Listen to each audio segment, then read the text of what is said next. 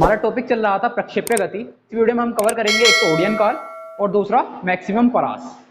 ठीक है,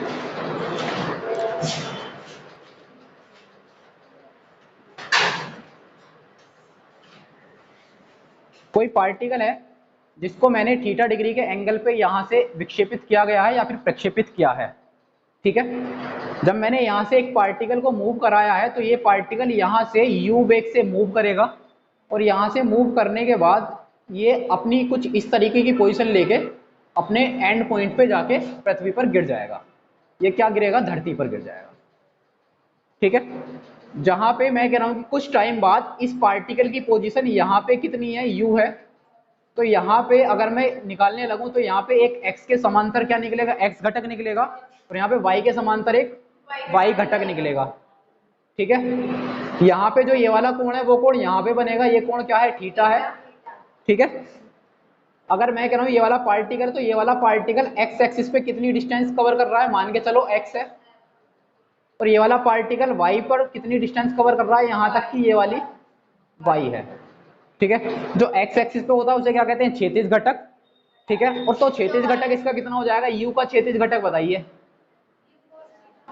u का क्षैतिज घटक होगा u cos थीटा, यानी कि ये पार्टिकल u cos थीटा से इधर की तरफ गति करेगा। जो ये वाला है y, यानी कि जो u है y एक्सिस पे कितने से मूव करेगा? वो u sin थीटा से। कितने से मूव करेगा? u sin थीटा से ऊपर की डायरेक्शन में मूव करेगा। ये हो गया इसका क्षैतिज घटक और ये हो गया इसका ऊर्ध्वाधर घटक। क्लियर है? यहां तक चलते हैं आगे। ये थी इसकी मैक्सिमम हाइट जो आपने कल निकाली थी, ये वाली थी इसकी मैक्सिमम हाइट h। अब आपको निकालनी है वो यहां से यहां तक जाने में एक तो उसकी मैक्सिमम परास, ये वाली परास कितनी है। ठीक है, दूसरा निकालना है आपको इस पार्टिकल को यहां से इस वाले लास्ट वाले पॉइंट तक पहुंचने में उसे कितना टाइम लगेगा। इस टाइम को निकालने के लिए मैं इसको दो पार्ट में ब्रेक करूंगा, ए बी और एक सी। ठीक है, पहले मैं निकालूंगा ए से लेके बी तक की, कि ए से बी तक पहुंचने में उसे कितना टाइम लगेगा, फिर निकालूंगा बी से सी तक पहुंचने में उसे कितना टाइम लगेगा। आप क्या निकालेंगे? प्रक्षेप्य गति में ओडियन काल, फ्लाइंग टाइम। ठीक है, इसके लिए आपको क्या करना होगा? सबसे पहले आप जानते हैं कि उड़ेगा कहाँ वो? वाई एक्सिस की तरफ। कहाँ उड़ेगा वो? वाई एक्सिस की तरफ। और जब वो वाई एक्सिस की तरफ उड़ेगा तो आपको बताया गया है जितनी भी मोशन नीचे से धरती से ऊपर की तरफ होती हैं उसमें त्वरण क्या होता है? a बराबर माइनस जी होता है। तो इसमें त्वरण कितना होगा आपके पास?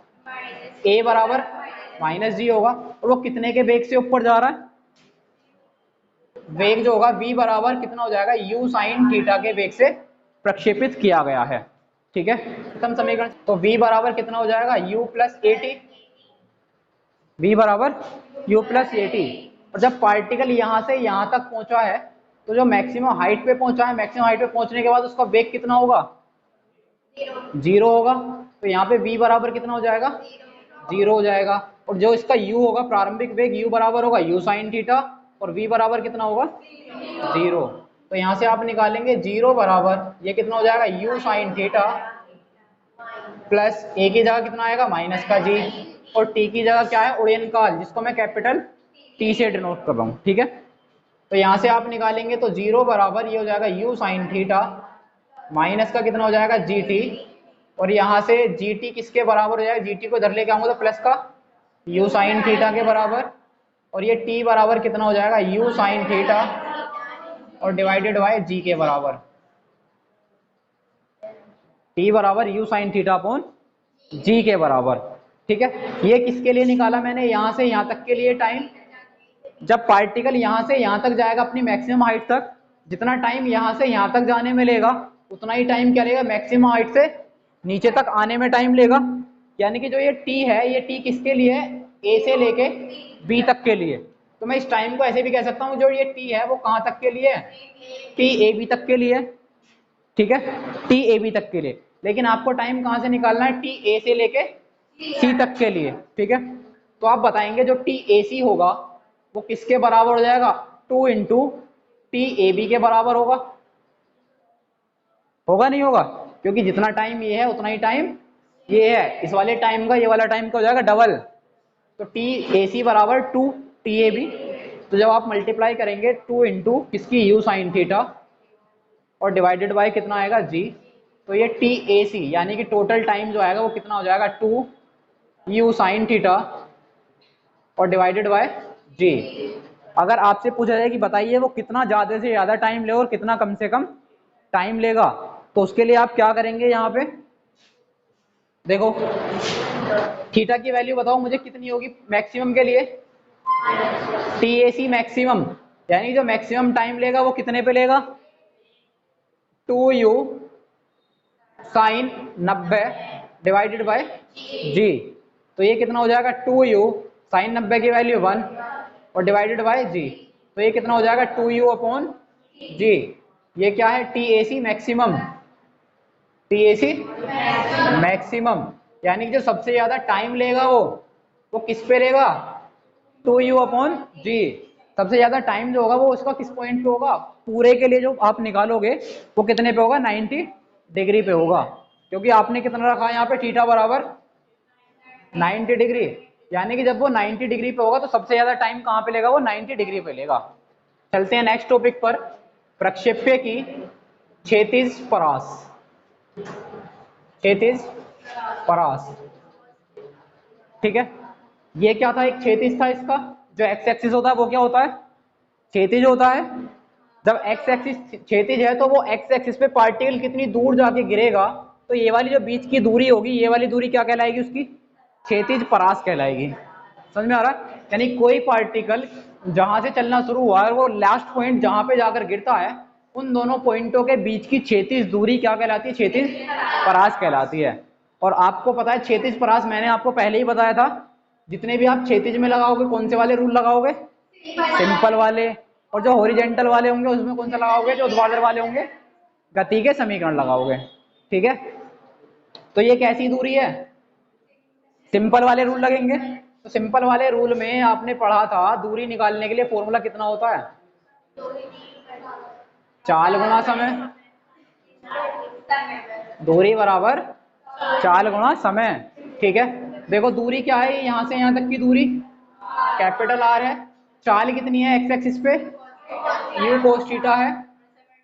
ठीक है, और समय कितना लगता है यहां से यहां तक जाने में टी, टी कौन सा वाला समय होगा ये यहाँ पे कैपिटल टी, और वो कौन सा ए से लेके सी तक का समय, यानी कि जो ये समय होगा वो समय कौन सा वाला समय आएगा, ओडियन काल। कौन सा समय आएगा, ओडियन काल, क्योंकि कोई पार्टिकल यहाँ से यहाँ तक जाने में जितना टाइम लेगा, क्योंकि वो ऊपर से जाएगा तो ज्यादा टाइम लेगा, अगर वो नीचे से जाएगा तो कम टाइम लेगा, लेकिन आपको कौन सा वाला टाइम लेना है, ओडियन काल। ठीक है, टी ए सी मैं यहाँ पे लिख दे रहा हूँ, ये कौन सा काल है, ओडियन काल, फ्लाइंग टाइम। ठीक है, और ओडियन काल का फॉर्मूला बताओ जरा क्या होता है,